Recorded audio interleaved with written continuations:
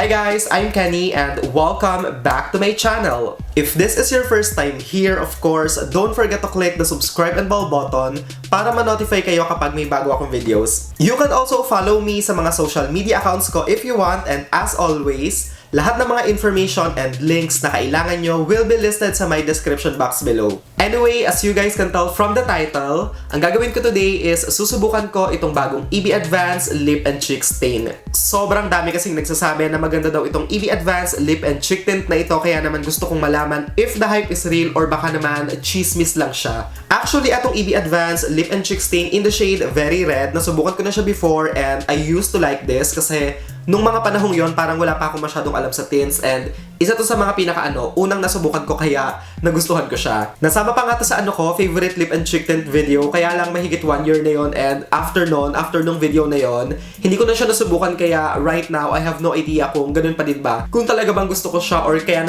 ko lang siya nagustuhan kasi ayun nga, wala pa akong masyadong tint nung mga panahon na yon. So basically parang din tong video na to, balik tanaw sa aking kauna-unahang lip tint kasi isa talaga to sa mga pinakaunang nasubukan ko. I don't want this intro to be super long, so ayun guys, if you want to know how I feel about this EB Advanced Lip and Cheek Tint and kung gusto nyong malaman kung bakit sobrang daming tao yung may gusto dito, just keep on watching.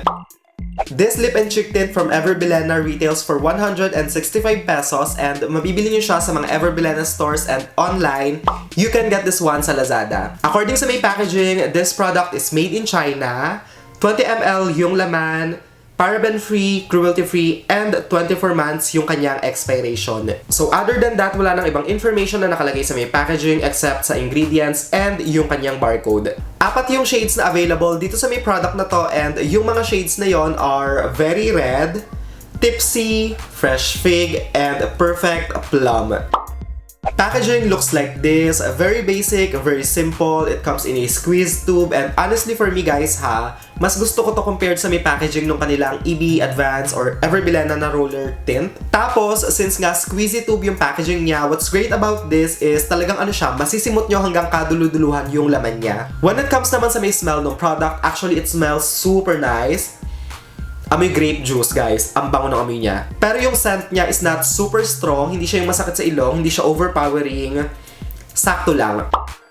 And this time, bago natin iswatch sa ating face yung product, what I'm gonna do is isoswatch ko muna siya sa likod ng aking kamay. First color na susubukan natin sa video na ito is itong Very Red. Again, kagaya nung sabi ko, super tagal na nung huling beses na sinubukan ko siya, kaya hindi ko na alam kung maganda pa ba siya or nagbago yung formula. Medyo napadami yata yung lagay ko, but then malang kasi naman siya, arm swatch. So this is how it looks like. Actually, you know what guys, I feel like wala pa ding nagbago pagdating sa formula, still the same. Kagaya pa din siya nung dati. Parang medyo nalalagkitan lang ako guys sa kanyang formula, but hopefully kapag nalagay natin sa cheeks, iba na siya, hindi na siya yung malagkit or whatsoever. Anyway, this is how the shade Very Red looks like. Ang iswatch naman natin this time is itong Perfect Plum. Medyo kukontian ko na siya kasi I feel like sobrang dami nung unang shade, so para hindi naman ganun ka-intense and hindi sayang yung product, konti na lang.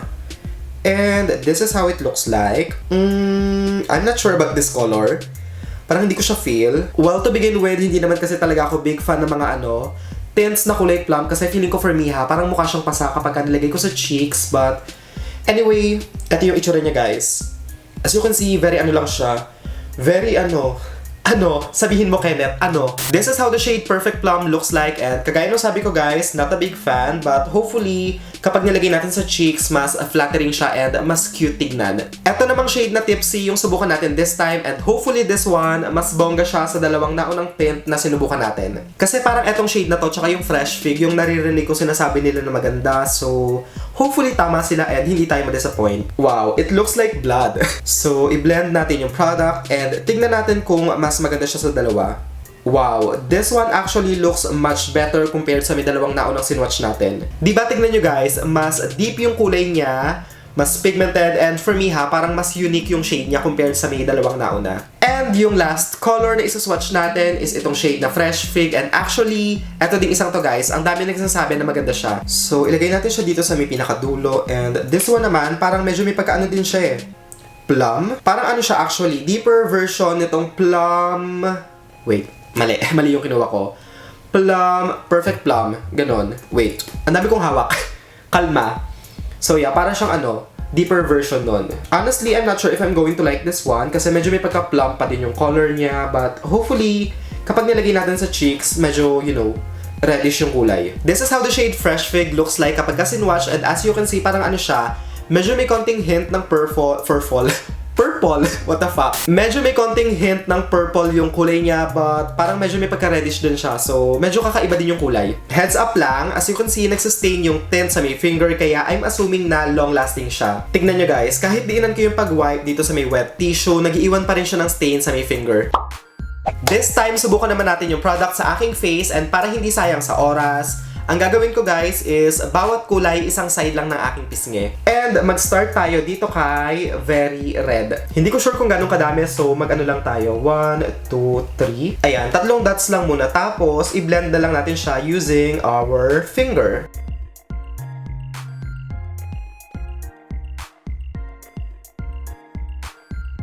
So, right now guys, this is how it looks like. As you can see, na-emphasize yung aking mga pimple marks.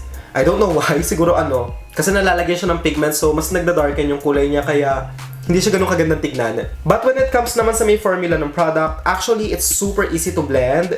It's lightweight, kaya lang medyo may siya, lagkit factor. So, I'm assuming na with this one, kailangan iset nyo siya ng powder after. Di ba, tignan nyo guys, it doesn't look that good kapag may skin imperfections kayo kasi parang mas na-emphasize niya. Mas nagda-darken kasi yung kulay niya, and parang siya nagsisink in sa mga pores. Pagdating sa may kulay ng tint, actually super nice kasi maganda yung kulay niya. It looks very natural, and if you have light to medium skin complexion, I'm very sure na bagay sa inyo tong kulay na to. Di ba, tignan nyo guys, parang na-emphasize niya talaga yung mga chismis sa aking face, and hindi siya magandang tignan. So this time, ang iswatch naman natin sa cheeks is Perfect Plum. So kagaya nung sabi ko kanina guys, ito yung klase ng tint na hindi ko gustong ginagamit kasi I'm not a big fan of purple shades pagdating sa blush kasi mukha talaga siyang pasa. So tignan natin kung itong isang to medyo iba siya.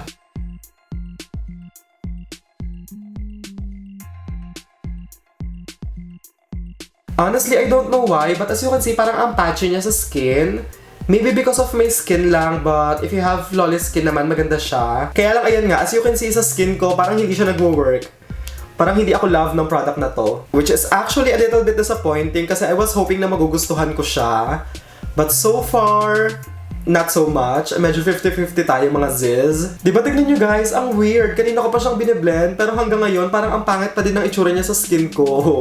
I'm so disappointed. Nasasad ako guys. Also guys, please huwag nyo isipin na binabadmouth ko lang yung product. Sinisiraan ko siya dahil ang dami nagsasabi na maganda. Kasi, guys, what the fuck?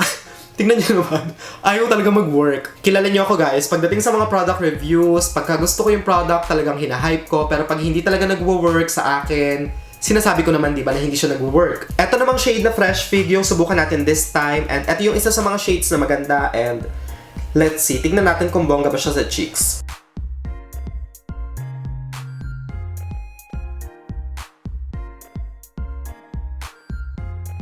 So, eto si Fresh Fig kapag nakalagay na sa cheeks, and actually maganda yung kulay niya, kaya lang, ayun nga, hindi siya nagwo-work sa aking skin. Actually, ang sad kasi ang ganda ng kulay niya, kaya lang, ayun nga, ayaw mag-work sa aking skin type, so ayun, buntong hininga na lang tayo mga sis. Ang ganda pa naman sana ng kulay niya guys, sayang.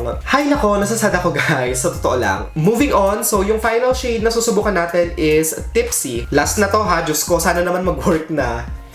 So, lagyan lang tayo ng konti. Tapos, i-blend natin using finger.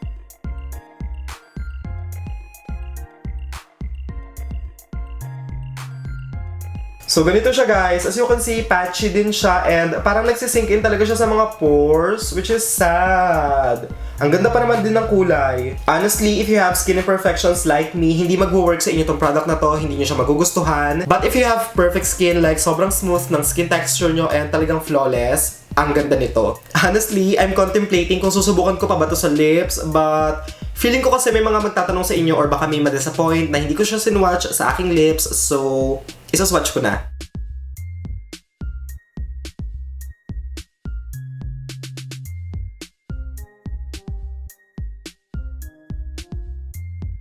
This is how the shade Very Red looks like kapag nakalagay na sa lips, and actually maganda siya. It looks super nice kasi parang ano lang siya, yung tunay na kulay ng lips. Tapos it feels very lightweight sa lips, as in parang walang nakalagay na kahit ano.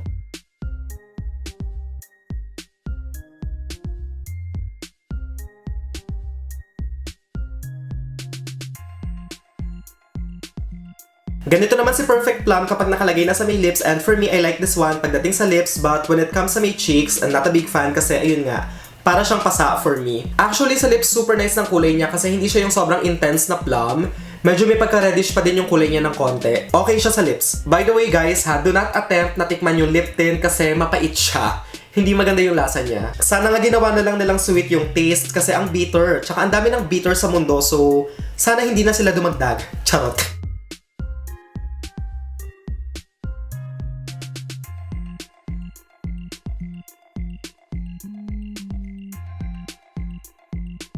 Ganito naman si Fresh Fake kapag nakalagay na sa lips, and I love the color so much. It looks so nice. Ang ganda ng kulay niya. This one I can see myself using over and over again sa my lips kasi ang ganda ng kulay niya.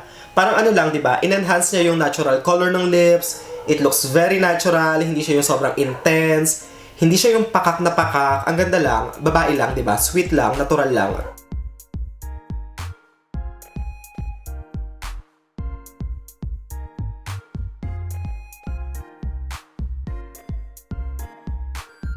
Eto naman si Tipsy kapag nakalagay na sa lips, and super intense nung pigment niya. As you can see, mas deep and mas dark yung color. However, with this one, ang napansin ko lang guys is that yung sa may inner part ng lips ko, ang weird, wait.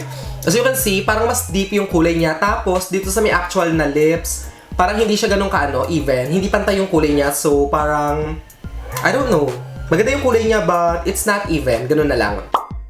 Overall, para sa akin, etong EB Advanced Lip and Cheek Tint is just okay. Kung madami na kayong tints, I feel like etong isang to hindi nyo na siya kailangan kasi honestly, there's nothing special about it. May magandang shades lang, but other than that, wala na. Wala nang ibang, alam nyo yun, parang nakakawaw. Sad to say, pero hindi siya nag-work sa aking cheeks, kaya I can see myself using this one sa aking lips lang. If you have super flawless na skin, I'm very sure na magugustuhan nyo to and bagay sa inyo, but ayun nga. If you have skin imperfections like me, I'm very sure na mati-disappoint lang kayo and hindi nyo siya magugustuhan. For me, ito yung klase ng product na masasabi ko na kung meron ka, okay lang, and kung wala naman, okay lang din kasi honestly, there's really nothing special about this product. Siguro for me, yung edge lang talaga ng product is that it's super affordable kasi diba, less than 200 pesos lang siya. So ayun guys, that is it for today's video. Unfortunately, hindi nag-work sa atin tong product, but ganun talaga. May mga product na nag-work and may mga product na hindi. Nagkataon lang talaga na this time, hindi nag-work sa atin tong product. Tsaka sa akin naman talaga kasi guys, when it comes to blush, mas prefer ko talaga yung mga cream and powder type kasi mas maganda yung itsura niya sa skin. Pagdating sa mga ano talaga, water-based and gel-based na tints or blush, medyo ano siya, tricky and mahirap gamitin. That is it for today's video guys. I hope na nag-enjoy kayo, and of course, if you did, don't forget to give this video a thumbs up and subscribe to my channel if you haven't already. Thank you guys so much for watching, and I hope to see all of you again on my next one. Bye guys!